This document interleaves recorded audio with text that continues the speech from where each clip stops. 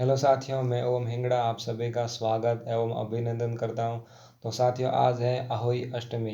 तो आप सभी को अहोई अष्टमी की हार्दिक शुभकामनाएं। शोहरत समृद्धि की हो, बहुत साल मुबारक हो आपको अहोई अष्टमी का त्यौहार। तो ये त्यौहार हर वर्ष कार्तिक मास की कृष्ण पक्ष की अष्टमी को मनाया जाता है। इसका मनाने का क्या कारण है, तो इसके बारे में बात करते हैं।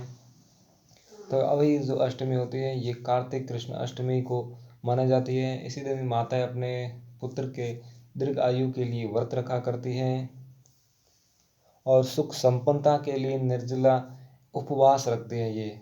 और रात को तारों को अर्घ्य होने के बाद ये व्रत छोड़ा जाता है रात को।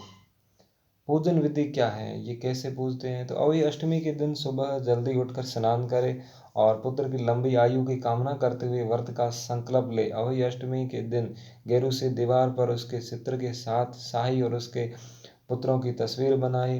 देवी को चावल, मूली, सिंघाड़ा अर्पित करें और अवई अष्टमी की जो व्रत की कथा है वो उनको सुने। पूजा के समय एक लोटे में पानी भरे और उसके ऊपर करवे में पानी भरकर रखे। इसमें इस्तेमाल होने वाला करवा वही होना चाहिए जैसे करवा चौथ में इस्तेमाल किया जाता है। शाम को तारे निकलने के बाद लोटे के जल से अर्घ्य दे और अहोई अष्टमी की जो व्रत की कथा है वो सुने।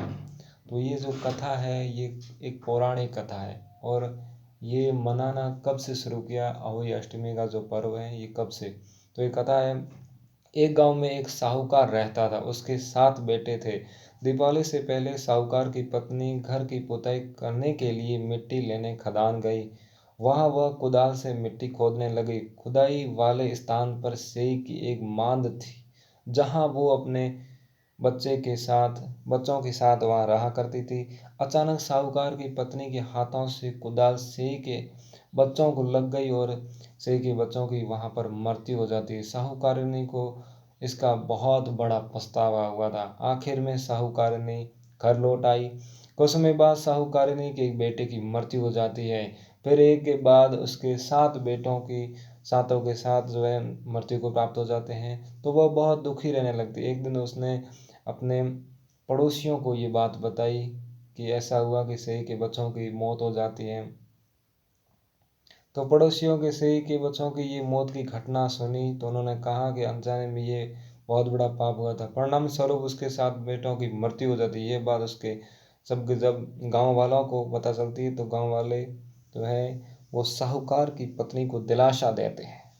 वृद्ध औरतों ने साहूकार की पत्नी को चुप करवाया और कहने लगी, आज से बात तुमने सबको बताई है, इससे तुम्हारा आधा पाप नष्ट हो गया। उन्होंने साहूकारनी को अष्टमी के दिन अहोई माता सेई और उसके बच्चों का चित्र बनाकर उनकी पूजा करने को कहा ताकि उसके जो सारे पाप है वो धुल जाए। साहूकार की पत्नी ने सबकी बात मानते हुए कार्तिक मास की कृष्ण पक्ष की अहोई अष्टमी है इसी दिन व्रत रखना शुरू किया और विधिवत पूजा क्षमा मांगी। उसने प्रतिवर्ष नियमित रूप से इस व्रत का पालन किया। आखिरकार उसे 7 पुत्र रत्नों की प्राप्ति हुई। कहते हैं तभी से ये अहोई अष्टमी का व्रत रखने की परंपरा चली आ रही है। ये एक पौराणिक कथा है। इसके अनुसार बताया जा रहा है कि ये अहोई अष्टमी जो है कार्तिक कृष्ण पक्ष की अष्टमी को आती है और इसी दिन ये पर्व माताएं अपने पुत्रों के लिए व्रत रखा करती हैं दीर्घायु के लिए। धन्यवाद।